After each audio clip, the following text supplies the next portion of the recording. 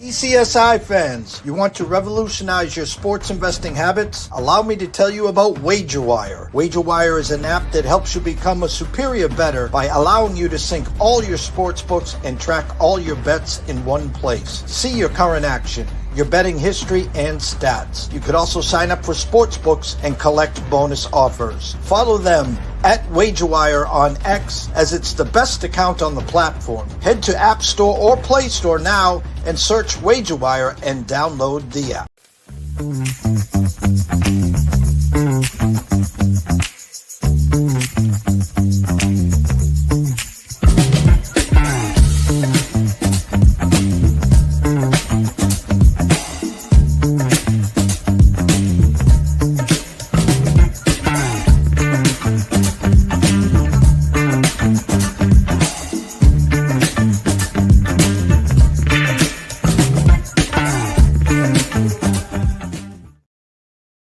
Excuse me, Mr. DJ. Hey, check this out. We got a great show coming your way.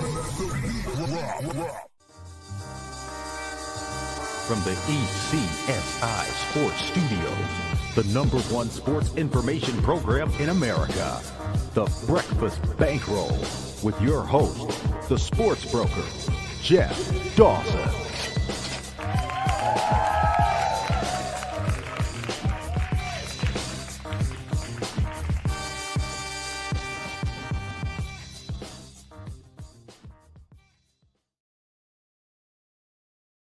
Good morning, sports fans from all around the globe. I am the host, Jeff Dawson, East Coast Sports Investors, and it's that time of the week for good friend and colleague, Mr. Andrew McInnis, back in his hot chair, where he usually is every Tuesday morning, and we reciprocate and meet up with him around 10:15 on Friday on his channel. Talking CFL, talking NFL, MLB, and usually by this time we're getting real excited to get to the hockey, where Andrew is in his element, as we like to say here, when it comes to hockey. But there's something different here. For the first time, we've been doing shows 4 or 5 years now. His Toronto Blue Jays are the talk of the American League, so we will give him his due and his. We'll start there. So very excited for him and his Jays there. Hopefully Vladdy's all right. Man, did he do a split and a half at first base on a stretch there. Came out of the game. Hopefully he's all well there. But first and foremost, a shout out to our proud sponsors and partnerships. It's WagerWire. Head on over to Google Play. Download the app. It is free. And of course, Atlanta Steaks and Seafood.com. Terry Smith, the best in the business. Steaks, chops, seafood, appetizers, wine. Terry's got it all. Go to AtlantaSteaksandSeafood.com. Even 4 subscription plans. Just set it and forget it. Every 30 days, get a box of protein delivered to your front door like I do. So without further ado, Mr. Andrew McInnis. What's up, sir? Jeff, it feels like a Tuesday. It's definitely the summer, but it's been a busy past few weeks for the both of us. Good to be back where we both belong on Tuesday mornings. Yeah, it has been a while, but it's like riding a bike, so we're fired up here. And again, this is usually August 19th. We're winding down from the preseason in the NFL. We're getting closer to September, the sprint to the playoffs in MLB, the start of college football, week 0, the NFL just a couple weeks away, and Labor Day. But whoa, let's pump the brakes here. I didn't even say NHL and your Montreal Canadiens, where some people, Gabe Morency thinks they could be the number 2 seed, but we'll get into that. Your Toronto Blue Jays, the beast of the East, and just extending an income Shane Bieber this week. You got to be happy, Andrew. And Jeff, it feels like every week we're finding a new reason to be excited about this team. And of course, now with Bieber, that big announcement, people will have their eyes on that game. That'll be one of the highest watched games. But yesterday was tough.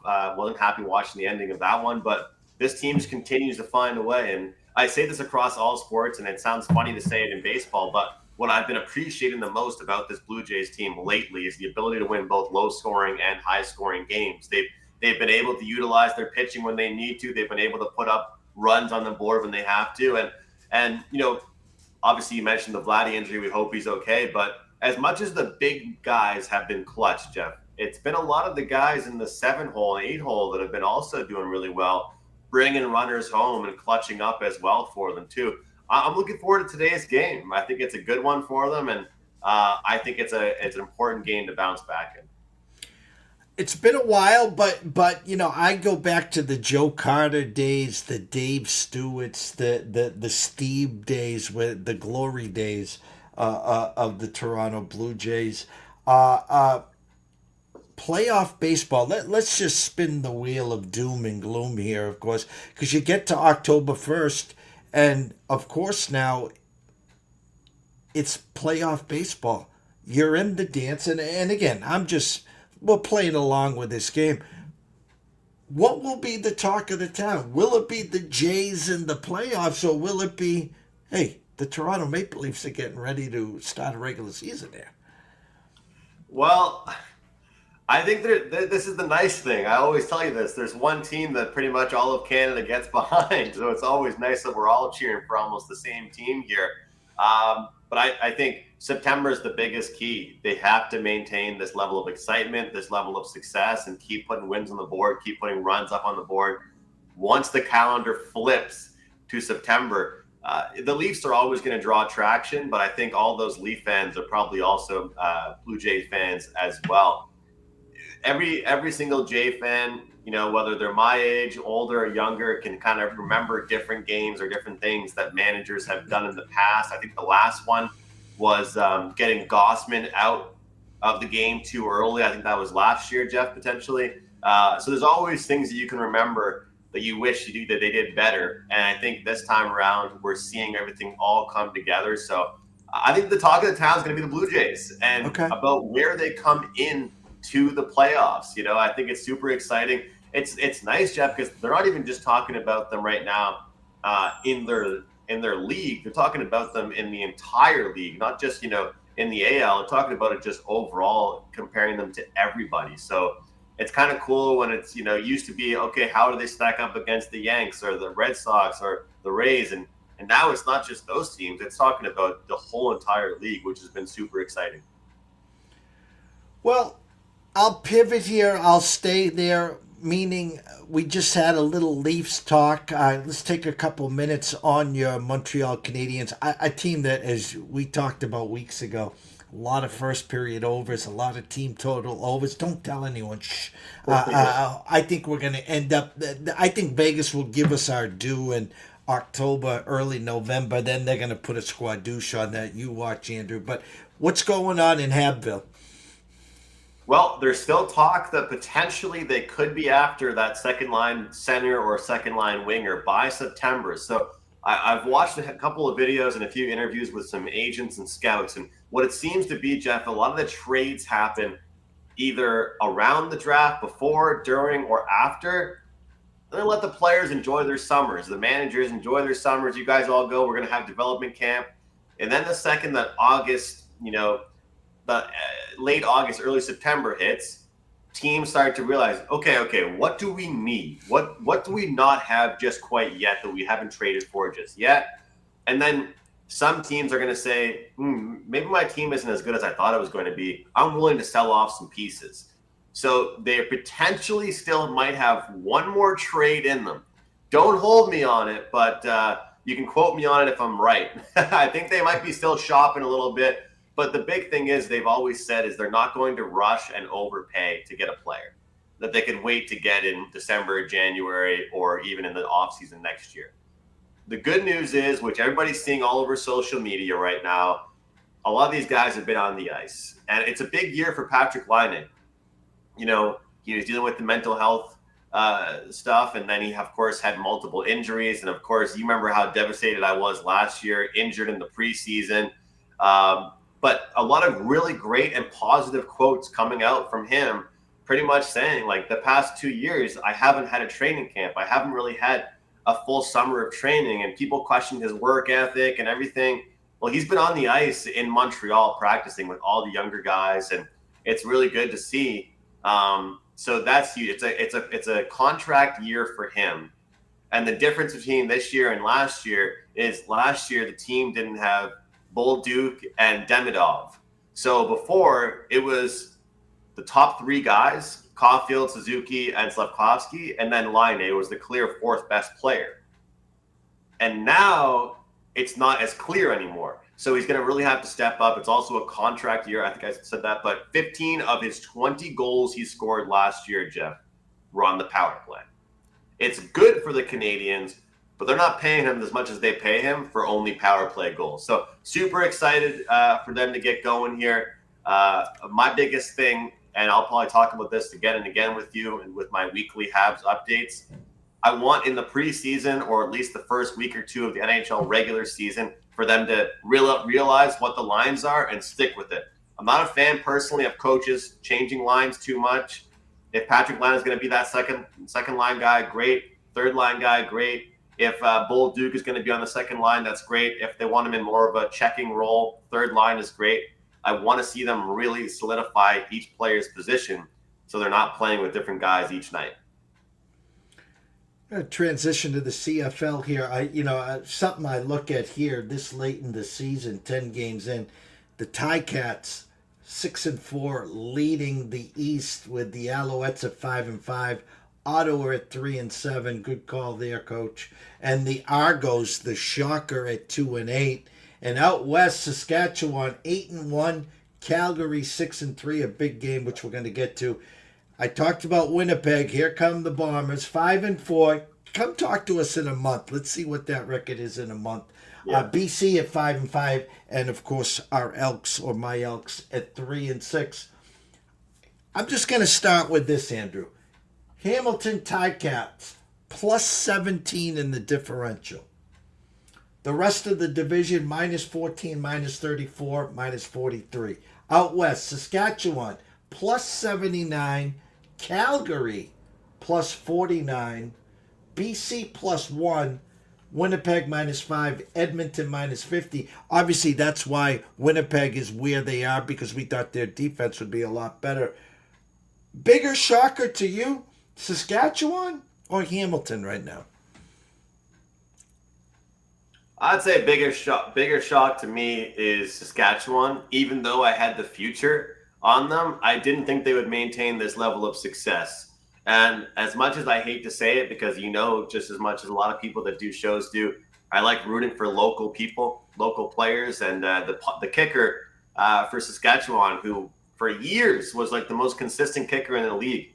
He's having a horrible year. People are just blasting him all over social media. People are saying that they should make a trade for a kicker. Could you imagine, Jeff, if the only trade they made at the deadline of the CFL was for a new kicker? It sounds funny to say, but that's been one of the big things. And also the injuries. Doesn't matter who he's throwing to right now. Trevor Harris is finding his targets. So it's been really good for them. And, they're 8-1 straight up, but they're 7-2 ATS. Like, that's one team I'm going to look back on the end of the season and be like, man, I did not bet on this team nearly enough. It reminds me of that Bruins team, the 115 point season or whatever they had. So, but yeah, I'd say Saskatchewan. Hamilton.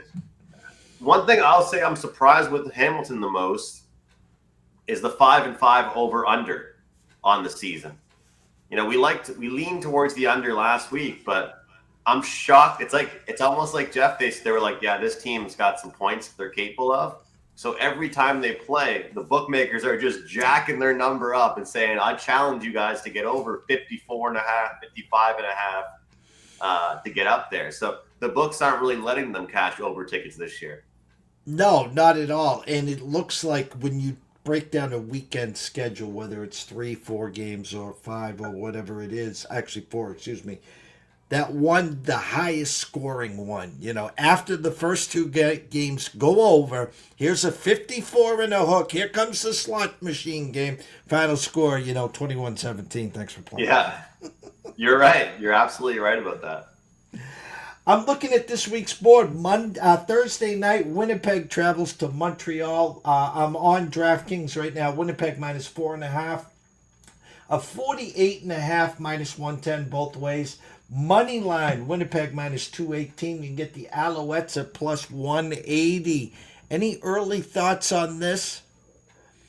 I'll channel my inner Teddy Covers from the opening line NFL report. If you like the Bombers, you take them now. If you like Montreal, you wait until game day. As much as I always, if I can't catch the picks, Jeff, when you send them to me, I always read your write-ups. I always love reading your emails, and you talked about it. Winnipeg, this is the time of year they win, when you get a little bit of a nip in the air in the morning and it smells like football season outside. This is the time of year Winnipeg starts playing their football. Some people love Montreal as an underdog. Let's see if I can pull it up. We'll see how good it is. They're only 1-2 as a dog, I guess. But the one time they covered, they were big dogs. They were like 5.5 or 6.5. But they've got so many injuries. Like Davis Alexander is on the IR. McLeod Bethel Thompson is on the IR. And their third string quarterback is doubtful. So they might not even go to a third string. It might be like a fourth string quarterback situation. They just had to sign a guy.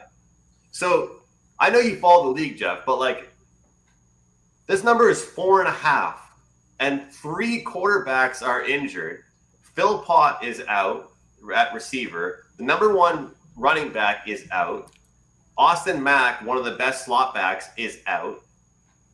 This team has a good defense, but is this just like the outright plain disrespect towards Winnipeg, or is it a highlighting the home field advantage for Montreal? Like, I know people that lean Montreal this week, but most of those people are saying, I'm not going to bet the 4.5. I'm going to wait until that number gets a little bit higher here.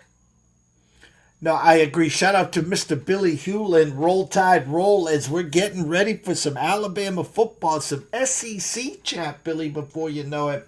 Hug the bride for us. So great to see you here this morning. No, it's almost like that double-edged sword here, Andrew. Again, as we cashed on the last play, no, mind you, a walk-off, the Winnipeg team total last week, but it is that time where they do start clicking. And, that crisp in the air, the last 2 mornings here back on Cape Cod, OMG. Damn. It was beautiful. It was like, you get the windows wide open. You got to throw the extra blanket in the morning. Yeah. You got that crisp in the air. And it is. I've been doing shows with you 4 or 5 years now. We've been doing the CFL. It's time for Winnipeg to wake up. Now, I'm not saying Montreal's not live here. I'm not saying it's not going to be a tight game, but I think when the final gun blows, come hell or high water, Winnipeg will at least have won the game. So how am I going to get in there? I'll probably look again to the team total, see if we can sneak one through the uprights or something. But that's where my eyes are early, Andrew. And one thing as well, I've cashed on Winnipeg first half quite a few times. We made money on them last week in the first half, and it got sweaty. I was happy you were able to cash your ticket there, but that's always a good feeling when you cash a first half ticket and then the game starts getting a little, I'm in the other room and I hear the game on and I'm like, wow, this game, I'm happy I had the first half there. But Woo! I haven't said this a lot, Jeff, this season, but when I have said it, it's worked out pretty well. I think this could be a game where Winnipeg could be just a good dance partner. Find a parlay leg, money line them. I don't see them losing. But again, if you like Winnipeg, you bet that now. One thing that I was talking with Bobby, who I do the CFL show with on Wager Talk, and he was joking around with me because I was telling him about some of the NFLX I've been betting. And he was saying, I was like, it's kind of like CFL right now, except for it's NFL preseason where like bookmakers just react a lot later to stuff. And he's like, well, I bet you the only difference is, though, they react faster. And I'm like, well, I don't know. The Bears were -3 on Sunday, and they won by 38 points. And so, if you look at the CFL, like, it always makes me laugh that, like, if you follow the CFL Twitter, and I'm not taking shots at them because I love the CFL. If you follow them, Jeff, all of us sports bettors will know based off a line that this quarterback is not playing. And then 2 days later, they'll put out this huge graphic. This quarterback is out for the game. It's like we all knew. All of us knew. That's why they're 4.5 or whatever it might be. But I'd say I lean towards that. I know you mentioned the team total. Would you consider the Montreal team total under? just because they're literally injured at 3 different quarterbacks. Like we both know how bad backup quarterbacks have been, let alone third string quarterbacks. Like sometimes I find, Jeff, these days across a lot of sports, I've been overthinking and not keeping it simple, stupid. This seems to be one of those ones where, if Montreal is going to cover a point spread, their defense is going to have to play well, I think. Well, just trying to do some quick math, 48.5, I'm just rounding up here, around that 27-23, quick math there, even though it's a 48.5, so could even go 26-22. How's that sound? So what are they going to give you for Winnipeg? Are they going to give you the 26 and a hook? Juiced? Are they going to give you the 27.5 on plus money? And with Montreal, are they going to be nice to you and give you the 22.5 plus money? Say, yeah, come on, just got to get to 23. Not a problem. So, no, I like where your eyes are here. And you nailed the first half. You were just sitting home whistling Dixie, and it took a late push for us to get to that tie 27-27 and then the walk-off there. I don't know what I trust more, Winnipeg's offense or their defense, and I think Montreal wants to grind this one out. First one to 23 or 24 wins this game. They don't want to get into that 26, 27, 28 range, Andrew. They can't afford to. They really can't afford to. It's funny, though, like looking at quarterback depth charts, and we look at it every year in the CFL, and it's sad, but that's really what it's come down to right now. Is, which quarterback are we going to get out there? Friday night, Edmonton travels to Ottawa. Edmonton minus 1.5, 53 and a hook. Edmonton money line minus 125. What happened to Ottawa? I think I remember you still talking to Gabe preseason with the, 10.5 over under or something, and you were on the under, and I think Gabe was on the over. I'm sorry, Gabe, but if I remember correctly, I think you were. Boy, the mighty have fallen hard, and an Edmonton Elk team favored on the road. Yeah, usually it's not really a recipe for success here, Jeff, but I was trying to look this up here with this team, and the funny thing is they've been better on the road than at home. So don't tell anybody, but it's actually the better bet to take this Edmonton team on the road than it is to take them at home anyway. The fact is, again, I talked about wanting to keep it simple, stupid. Here's the deal. I mean, if Drew Brown's not playing, I'm not playing Ottawa. That's how it works. Drew Brown makes this team look like a hell of a different team than they are when they have Dustin Crum or somebody else behind center. It's just a fact. There's no adjustment of 2 or 3 points. This is a massive difference. When he leaves the game, they're not throwing the ball farther than 20 yards. And the problem with Ottawa is if they find themselves down 7 or 10 points, you can't come back by just throwing 10-yard, short passes. You have to be able to move the chains a little bit here. I think this number will end up at maybe 3 and a hook, maybe past that. I'd say if you like Edmonton, play them now. If you like Ottawa, you can probably wait to get a better number. But I think Edmonton's the side.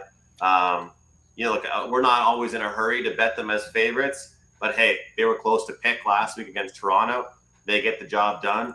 This could be a good 2-week stretch for this Edmonton team. And right now, one nice thing looking at their RotoWire depth chart page, every single section of position healthy. Not one injury affecting this team right now, which is, one positive thing for them. One thing they can be happy about at least. Saturday, we got 2 games. BC minus 3 at the Argos, a 55 and a hook there. BC minus 166 on the money line. Toronto plus 140. An absolute abysmal showing by the Argos this year. 55 and a hook. They're expecting BC to get, quick math there, at least 30 points there. And then the nightcap, must-watch TV if you're a CFL fan. Saskatchewan travels to Calgary.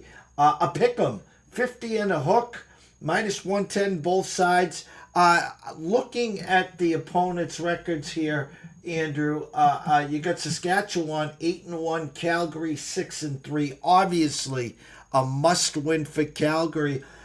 I actually respect that number. I do. Here's Saskatchewan 8-1, Calgary 6-3, and a pick'em. I'm going to go out on a limb here. I think by kickoff, Calgary might be a slight favorite. I actually, I'm a team total guy. I like Calgary right now. Get them at a pick 'em. Are we going to get a rare side play from you this week? I'd like to see it. That's where I would lean to. The only thing is, I always it's always tough when I tell you, hey, I haven't bet on this team enough all year long, and then now I want to go against them. We know how that always goes, but I do think it is a good spot to go against them. If there's one team that does have a good home field advantage, it's Saskatchewan.